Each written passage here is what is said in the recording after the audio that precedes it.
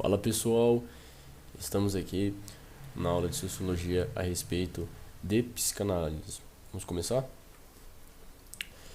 É importante ressaltar que a psicanálise está muito ligada com Freud, que foi um dos pioneiros da psicanálise, e ele criou o método psicanalítico, que inicialmente ele usava a hipnose, mas com o passar do tempo ele criou esse método que era um método livre de associação de ideias. Como funcionava? Ele ia perguntando, ia sendo uma conversa com o paciente, que no caso aqui ele estaria sentado ao lado do paciente, o paciente estaria numa poltrona confortável e o paciente ia falando aquilo que sentia. E com isso, o psicanalista tinha que compreender através da fala e sinais o problema do paciente, através dos gestos dele, através das emoções que ele estava refletindo através da fala.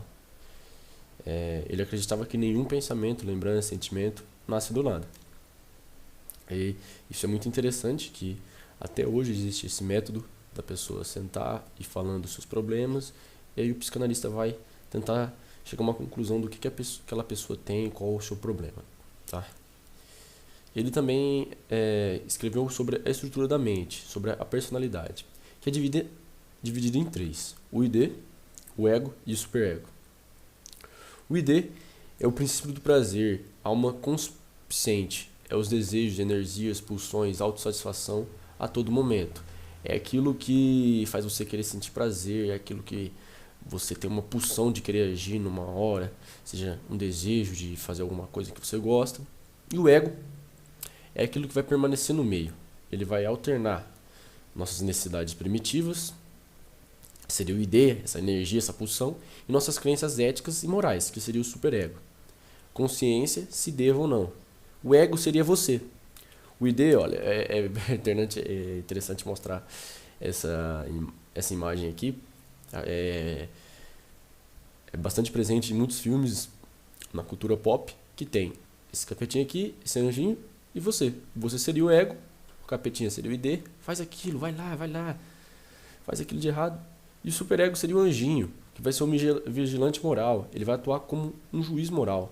Ele vai censurar, vai repreender por meio da cultura. Ele vai fazer com que você não pratique o que seu ID quer de uma maneira implícita, jogando todas as suas energias, pulsões para fora. E também ele acabou falando sobre as pulsões. Pulsão, o que é pulsão? Todos temos pulsões, ela reside em todos nós em conflito permanente. São pressões ou necessidades que nos dirigem para determinados fins. A maior parte dos nossos pensamentos são combinações das duas pulsões, pulsões de vida e pulsões de morte, que eu vou falar mais detalhadamente já. Toda a diversidade de pulsões foi organizada por Freud nesses dois tipos básicos que eu acabei de falar. Pulsão de vida. Toda a demanda interna que nos leva ao prazer, líbido, a criar e a realizar projetos. Ou seja, sabe quando você quer fazer alguma coisa, pintar, desenhar, falar para o mundo, amar? Isso é uma pulsão de vida, você está querendo criar um prazer em você está querendo criar, você está querendo prosperar. Já a pulsão de morte é a demanda que nos conduz ao isolamento, da estagnação e atos de destruição e morte, como brigas, querer ficar parado, desistir de fazer as coisas, deixar as coisas pro lado, ficar triste, ficar chorando. Isso é uma pulsão de morte, você se colocar para baixo. A perca de interesse na pulsão de vida nos conduz à pulsão de morte. Então, quando você tem interesse na pulsão de vida, sua vida leva a realizar projetos, criar prazer. Já a pulsão de morte faz você ficar isolado, estagnado no mesmo ambiente, no mesmo patamar que você se encontra, e tende a você querer ter atos de destruição e morte. Ele também falou sobre ansiedade. Freud falou também sobre ansiedade e mecanismos de defesa do ego. Ele acreditava que a ansiedade pode ser resultado do líbido contido, ou seja, de pulsões não realizadas de experiências traumáticas. Ou seja, eu tinha muita vontade de brincar no parquinho, mas minha mãe não me deixava nunca. Assim, esse líbido contido de querer sentir prazer ao brincar no parquinho vai criar uma experiência traumática, e isso vai gerar ansiedade. Isso que Freud dizia. A ansiedade é resultado do conflito entre as inclinações do id e as ameaças de punição do superego. O superego seria a sua parte consciente, a parte da moral, e o id seria aquela vontade de prazer. Então, quando esses dois entram em conflito, existe essa ameaça do superego te culpando com as inclinações do id, gera aquela ansiedade. É uma sensação de medo, como se a punição estivesse prestes a acontecer. E aí você fica naquele pensamento de aquelas várias coisas que acontecem quando você tem ansiedade, aquela repressão, aquela vontade de fazer, mas não tem como na hora, ansioso, por exemplo, por alguma coisa, algum projeto. Porque é isso que acontece. Para se livrar desse sentimento, o ego cria mecanismos de defesa. O ego seria a gente. Projeção é um dos mecanismos mais comuns. Ela ocorre quando a pessoa aponta nos outros as inclinações que existem nela. Ou seja, para a gente tentar afastar essa ansiedade, eu pego e aponto o erro no outro, em outra pessoa, para ver se eu consigo me livrar dessa ansiedade. Uma pessoa invejosa pode acreditar que foi mal atendida numa loja porque a atendente estava com inveja dela. Ela joga essa projeção de algo que não existe para se livrar desse conflito entre o id e o superego. Se projeta no outro. Em geral, preconceitos e outras atitudes são projetados em outras pessoas, mas na verdade é da própria pessoa que aponta. Ou seja, quando a gente é preconceituoso, quando a gente vê algo preconceituoso, isso é na verdade a pessoa que tem problemas, ela que está errada naquele momento, não é aquele que está sofrendo um insulto, tá bom? Isso Freud dizia. Novamente, ele falava sobre formação reativa. Ocorre quando a pessoa tem inclinação. Lembrando que essa projeção, formação reativa, racionalização são todos mecanismos criados pelo ego para se defender contra a ansiedade, essa luta entre o id e o superego. A projeção foi a primeira que eu citei. Formação reativa. Ocorre quando a pessoa tem inclinação para um comportamento que ela considera reprovável. Então adota um comportamento que representa exatamente o oposto da inclinação.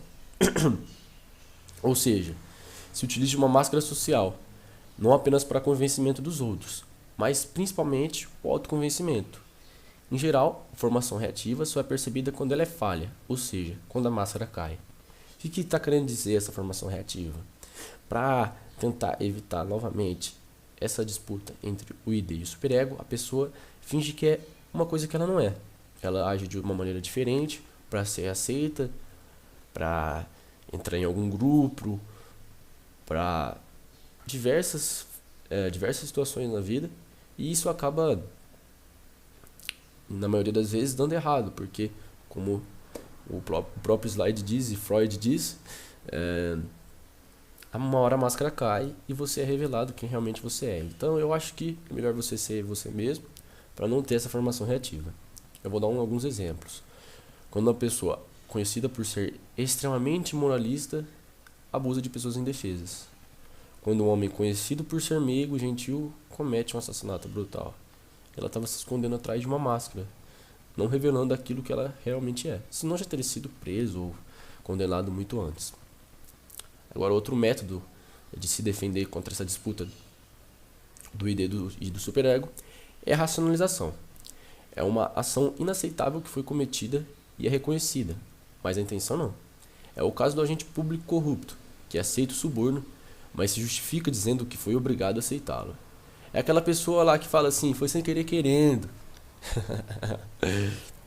Não quer botar a culpa nela, mesmo ela fazendo o que é errado. Quer inventar várias desculpas para dizer que tá certo, mas na verdade isso é uma mentira. Racionalização. Neste caso, a pessoa reconhece o ato corrupto, mas nega a intenção. Dessa forma, o comportamento é considerado aceitado ou inevitável, escapando da desaprovação do superego. Existe também a negação. Pode acontecer de duas maneiras: negação da realidade ou negação de um pensamento ou desejo. Negação da realidade.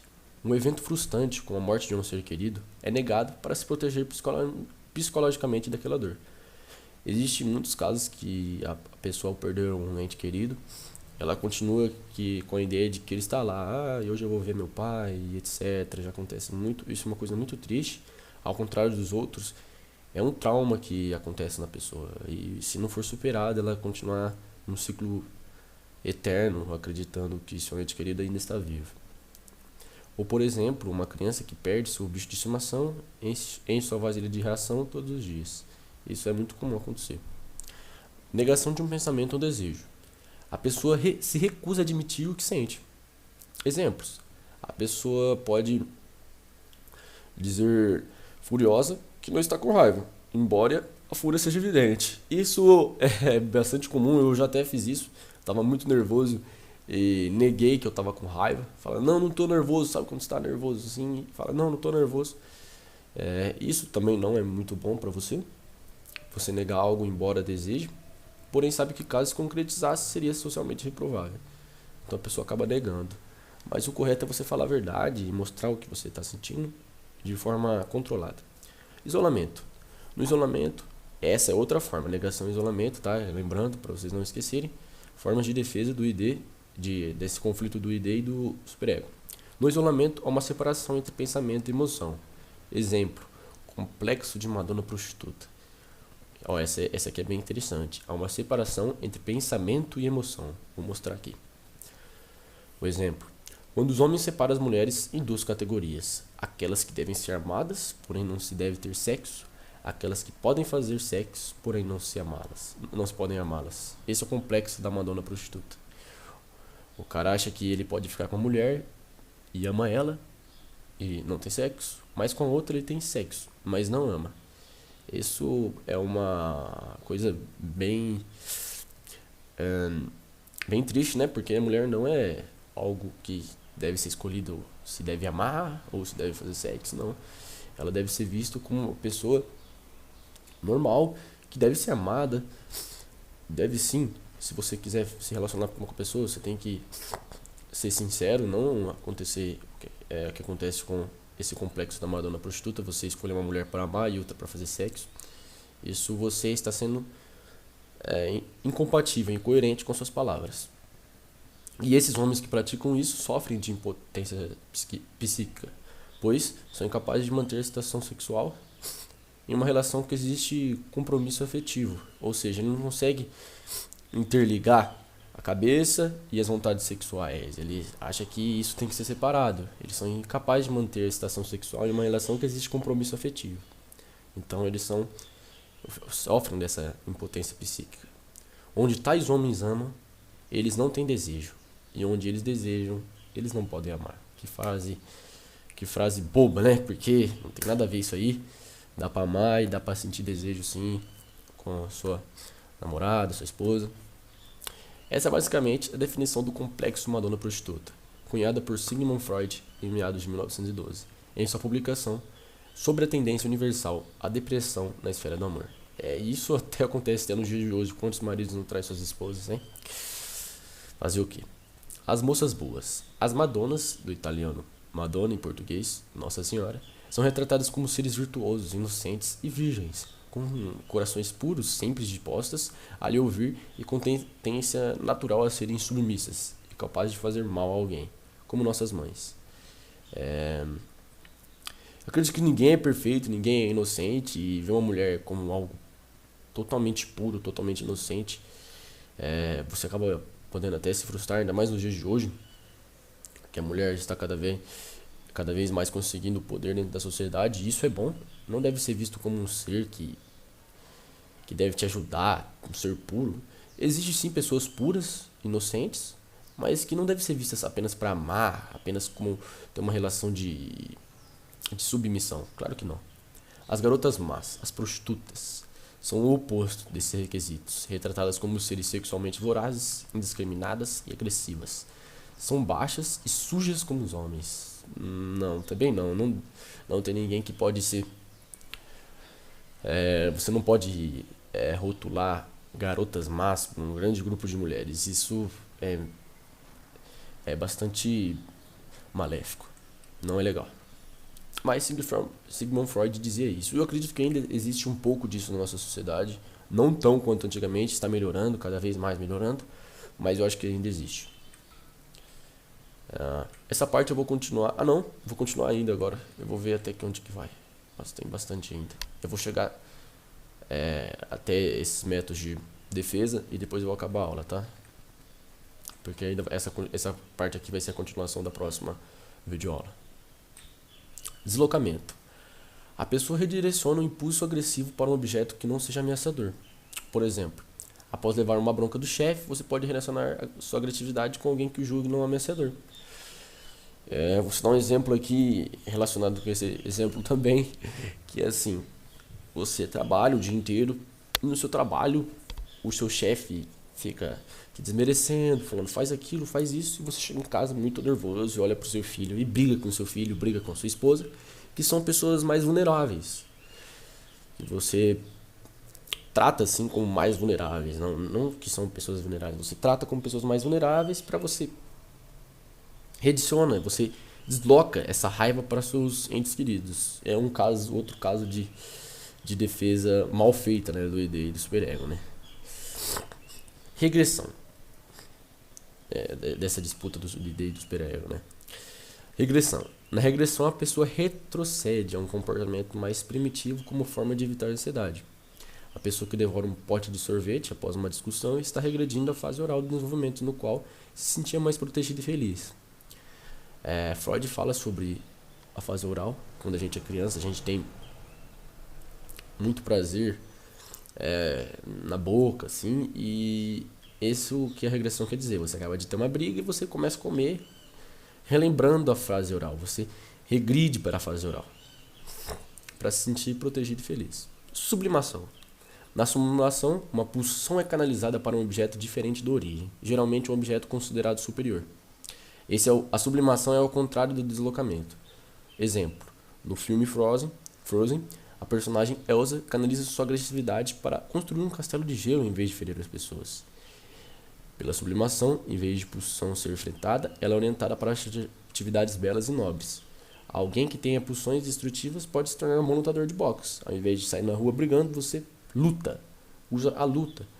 Um instrumento muito bom para você canalizar sua raiva, sua força, seus desejos ruins, porque lá você pode fazer isso. É uma luta, você tá treinando a luta, é um esporte. E eu acho que a sublimação é bem mais interessante que o deslocamento, porque você está usando aquelas suas emoções, aqueles seus desejos, aqueles seus impulsos feitos pelo ID por uma causa que não vai afetar ninguém de uma forma ruim. Se afetar, vai ser afetar de uma forma que é aceitável ou boa, tá? De acordo com Freud, a essência da civilização está na capacidade de sublimação, ou seja, de canalizar as energias sexuais e energias destrutivas para finalidades nobres, como a literatura, artes, arquitetura, ciências e demais conquistas civilizatórias. Viu o que eu tinha falado antes? Isso é muito interessante porque acaba refletindo que há pessoas que conseguem canalizar a energia dela para algo nobre, para algo que contribuirá para o bem de todos, que contribuirá para a sociedade. Sem a sublimação, ainda estaremos na Idade da Pedra, gratificando nossas pulsões, sexo e pancadaria. Acredito que, não sei se a gente está na Idade da Pedra, mas realmente, quando a gente usa nossas energias para coisas nobres, algo é complicado, coisas nobres, se recebe bons frutos. Recalque. Em alguns textos é traduzido como repressão. Não é o recalque usado na nossa linguagem. É aquele recalque de... tá com recalque tipo inveja. Não é esse, é outro sentido. Em alguns textos é traduzido como repressão. É um mecanismo de defesa mais estudado por Freud. Recalcamos justamente aqueles pensamentos, ideias, fantasias, lembranças que não se ajustam à imagem ideal que temos do mundo e de nós mesmos. Nosso eu ideal. Freud descobre, tratando seus pacientes, que esses conteúdos que recalcamos geralmente estão associados a modos de satisfação sexual, que não estão de acordo com o que a gente acha certo. Por isso recalcamos, para tentar esquecer, para sempre que um dia a gente fez, viu ou pensou, tais antecedências. Então esse recalque é meio que você recalca, tipo, você Afasta isso de você, tenta afastar algum pensamento que você já teve ruim. Alguma coisa que você já teve um desejo sexual ruim, você recalca isso. Como nossa consciência não os aceita por eles, não condizem com nosso, como nossas consci... Desculpa, gente. Como nossa consciência não os aceita por eles, não condizirem com nossos ideais, eles tentam descarregar a energia vinculada a eles, disfarçando-se na forma de esquecimentos, sonhos, sintomas neuróticos. Por isso que quando a gente muitas pessoas que param de cometer atos ilícitos, como um ex-prisioneiro ou algo assim, que já cometeu algo que ele considera indecente no ideal dele hoje, acaba tendo sonhos sobre isso, acaba tendo sintomas neuróticos, acaba sofrendo traumas, porque está relacionado ao recalque que Freud falava. Por enquanto é hoje a aula, pessoal. Amanhã ou daqui a pouco, não vai ser amanhã, na próxima aula vai sair daqui a pouco aí. Eu vou continuar falando sobre Freud. É isso aí, valeu. Fui.